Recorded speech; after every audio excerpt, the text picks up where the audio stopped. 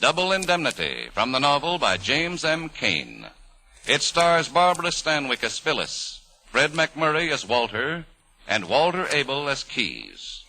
The Lady Esther Screen Guild Players in Double Indemnity.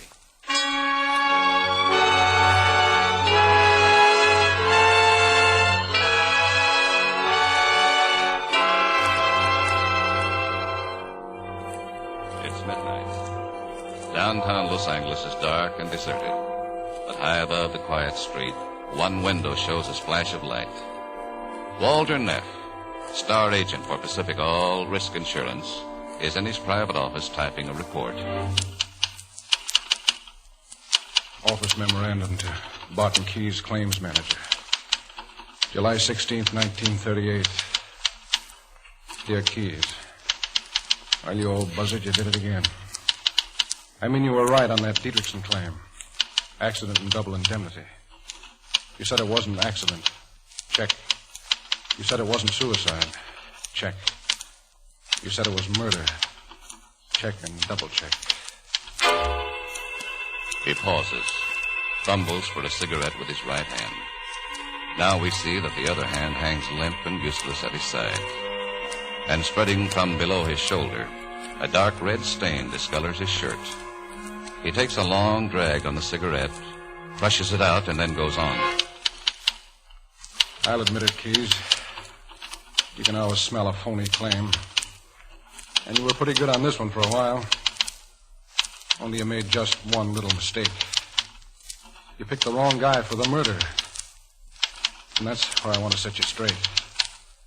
I'm going to tell you who it was. It all started one afternoon about the end of May.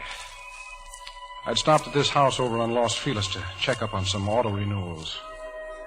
The maid who answered the bell was kind of nasty, and as I was trying to talk my way in... What is it, Nettie? Who's at the door? That was her. That was the first time I ever saw her. She was up on a little balcony, standing there wrapped in a beach towel, showing plenty of curves. And I guess I must have goggled a bit because she sort of smiled. And then... I'm Mrs. Dietrichson. What is it, please? It's about the renewals on the automobiles, Mr. Dietrichson. The insurance ran out on the 15th. I'd hate to think of you getting a smashed fender or something while you're not fully covered. I think I know what you mean. I've just been taking a sun bath. No airplanes around, I hope. Look, Mr. Dietrichson, about these policies... Would you mind going into the living room, please? I'll slip something on and be right down. That was all, Keyes. Except the way she looked at me. Sort of giving me the come on, if you know what I mean. I know. Especially after she came downstairs. I hurried so. I hope my face is on straight. That's perfect for my money, Mr. Dietrichson. Won't you sit down, Mr. Neff. Walter Neff. With 2 F's like in Philadelphia. If you know the story. What story? The Philadelphia story. Let's see. What were we talking about? Insurance? Oh, yeah. Well, you see, it's on both cars, Mr. Dietrichson. The policies are... Say, that's a honey of an anklet you're wearing. Maybe I ought to cover it so you can keep on talking about insurance. Well, I've been trying to get in touch with your husband. He never seems to be at the office. He's been very busy down at Long Beach in the oil fields. Well, maybe I could catch him at home some evening. I suppose so, but he's never home before 8. Well, that's swell. I'll... Say, I wish you'd tell me what's engraved on that anklet. Just my name. As for instance? Phyllis. Phyllis, huh? I think I like that. But you're not sure. I'd have to drive it around the block a couple of times. Let's say tomorrow night at 8:30. He'll be in then. Who? My husband. Didn't you want to talk to him? Oh, sure, but I'm kind of getting over it, if you know what I mean. Mr. Neff, there's a speed limit in this state, 45 miles an hour. How fast was I going, officer? I'd say about 90. Well, suppose you get down off your motorcycle and give me a ticket. Suppose I let you off with a warning this time. Suppose it doesn't take. Suppose I have to whack you over the knuckles. Suppose I bust out crying and put my head on your shoulder. Suppose you try putting it on my husband's shoulder. Well, that tears it. I'll drop in tomorrow night. I'll see you to the door. About 8:30? Will you be here, too? I usually am. Same chair, same perfume, same anklet? I wonder if I know what you mean. I wonder if you wonder.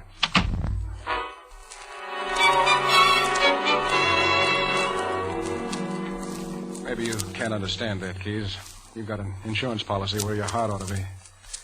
But I tell you, I couldn't wait to get back to see her again. And when she phoned the next morning and changed the appointment to the afternoon, I almost broke my neck getting over there. She met me at the door herself, explaining it was the maid's day off. Then she told me her husband couldn't make it either. So there we were, alone. Well, we sat around and had some light palaver, and pretty soon we were Phyllis and Walter. And then when she thought I'd taken the hook, sort of casual like, she started pulling me in. Walter, I'm a little worried about my husband. Should I be, too? Oh, silly. I mean, he's always down in those oil wells with the drilling crews. It's very dangerous. Sure, but it's mighty profitable. Why, only last week a Crown Block fella caught the foreman and broke his back. Oh, that's bad. Don't you think he should carry accident insurance? The foreman? No, my husband. What kind of a policy could he get? Oh, say $125 a week cash benefit. Around $50,000 capital sum. Oh, capital sum? What's that? That's if he got killed. Oh, maybe I shouldn't have said that. Oh, I suppose you have to think of everything. Walter, could I get an accident policy for him without bothering him about it? How's that again? Well, I have a little allowance of my own. I could pay the premium and not even tell him about it. Why shouldn't you tell him? Well, because I know he doesn't like accident insurance. He's superstitious. A lot of people are. That's funny, isn't it? Yes, if there was a way to get it like that, why, all my worries would be over. You see what I mean? Sure, I've got good eyesight. He wouldn't know about the policy. And the insurance company wouldn't know that he doesn't know. Isn't that the setup? Well, is there anything wrong with it? No, I think it's lovely. And then if some dark night that Crown Block fell on... What Crown Block? Of course, it doesn't have to be a Crown Block. A car can back over him or he can fall out of a window. Any little thing like that, just so it's a morgue job. Are you crazy? Not that crazy. Good afternoon. Walter, what's the matter? Look, baby, you can't get away with it. Get away with what? You want to knock him off, don't you, baby? Oh, that's a horrible thing to say. What did you take me for?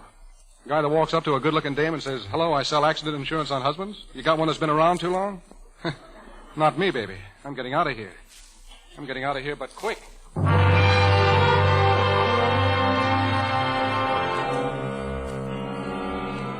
the truth, Pease. I walked right out. She didn't fool me for a minute. No, and I didn't fool myself either. Back in my apartment that night, I knew I hadn't walked out on anything. She had the hook in me too strong. And when the doorbell rang a little later, I didn't have to guess. I knew who'd be there when I opened the door. Hello. Don't you want me to come in? Sure, why not? How'd you know where I live? It's in the phone book. How'd you get out? Your husband away? He telephoned from Long Beach, said he wouldn't be home till late. You know, it's about time you said you're glad to see me. I knew you wouldn't leave it like that. Like what? Like it was this afternoon. Oh, Walter, you must have misunderstood. You must never think anything like that about me. Okay. No, it's not okay. Not if you don't believe me. Well, what do you want me to do? Be nice to me.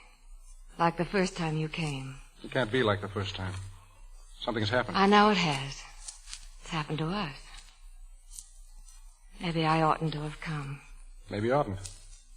You want me to go? If you want to. Right now? Come here, baby. I wanted to do this from the minute I saw you. Walter. How are you going to do it, baby? Do what? Kill him. Oh, Walter, for the last time. Why do you keep on saying that? Come on, pull yourself together. Just stop thinking about it, baby. So we just sat there, and she kept on crying. Maybe after a while she forgot about it. Maybe she did. But me, I couldn't. I'm not trying to alibi myself, Keys.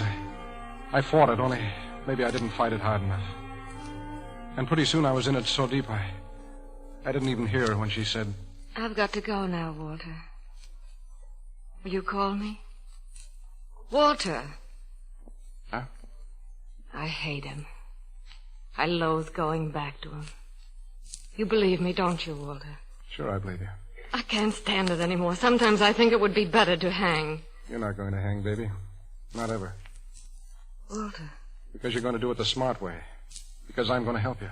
You? Me. Do you know what you're saying? Sure I know. We're going to do it together. And we're going to do it right. Walter, my arm. You're Call me hurting tomorrow. me. Call me, but not from your house. From a booth. And watch your step every single minute. It's got to be perfect, you understand? Straight down the line. Okay, Walter. Straight down the line.